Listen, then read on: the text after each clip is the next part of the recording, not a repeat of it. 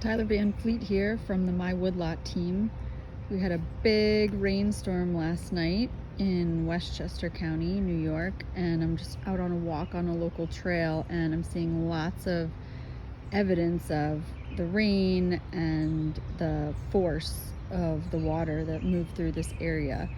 You can check out your trails and roads and look for these types of clues as well.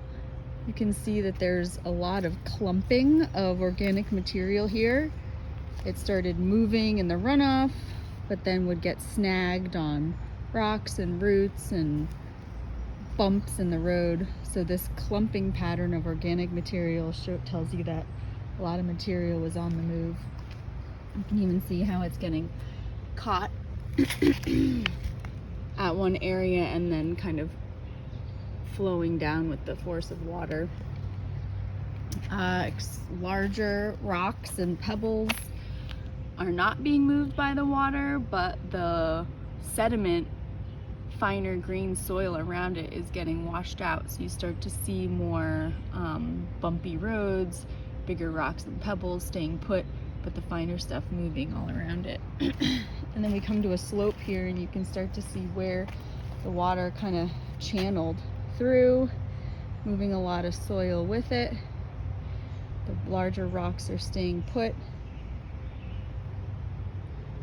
And this water had a nice long path that it could take all the way down slope there. See if I can find some more evidence on my walk here.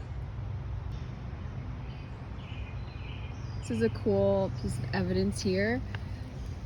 The lighter color is sandier material and the darker color is like finer silt, organic material that is on top, but you can actually see the little explosion sites of where the raindrops hit. All of these little light colored circles where drops hit, pushed the lighter material away, exposing the heavier sandy soil below. So this is clearly some big drops were falling in this area last night.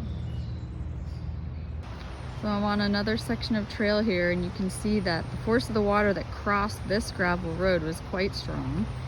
I was able to move some of those bigger pieces and create these kind of stripes through the gravel road. And if we look up slope here, we can see it's pretty steep. Almost looks like tire tracks going through the woods, but it's actually just the trail of the runoff. Cutting right down through the vegetation. Once again, we can see debris getting caught on things like sticks and rocks, kind of creating these little piles as that moving material encounters obstacles.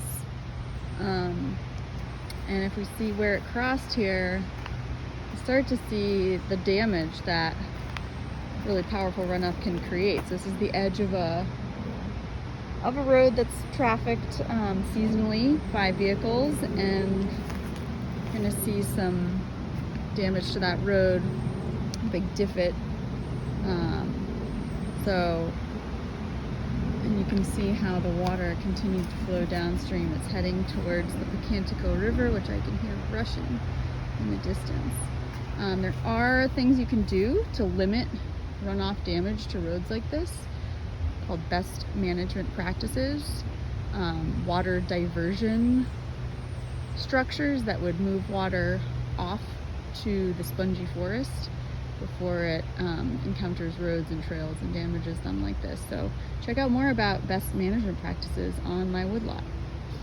Thanks for joining me on my post heavy rainstorm walk here. All right, I'm on another section of trail here and you can actually see the river in the distance. A lot of white water. So we're lower in the watershed, more area above us has collected water, it's accumulating, and you can just see the massive force of water that moved through this channel here. A lot of scouring, the light organic materials pushed to the side, big rocks stuck in place, roots and boulders are still in place, but all that soil, finer sediment has been washed downstream, and now we have a trail that's pretty challenging to pass. Certainly no vehicles making it down here. There's kind of a little social side trail that's a little bit more stable, but this is what can happen with heavy runoff year after year, really making trails difficult to use the way that you want them. I'm gonna go down to the river and check out this whitewater. Thanks for joining me.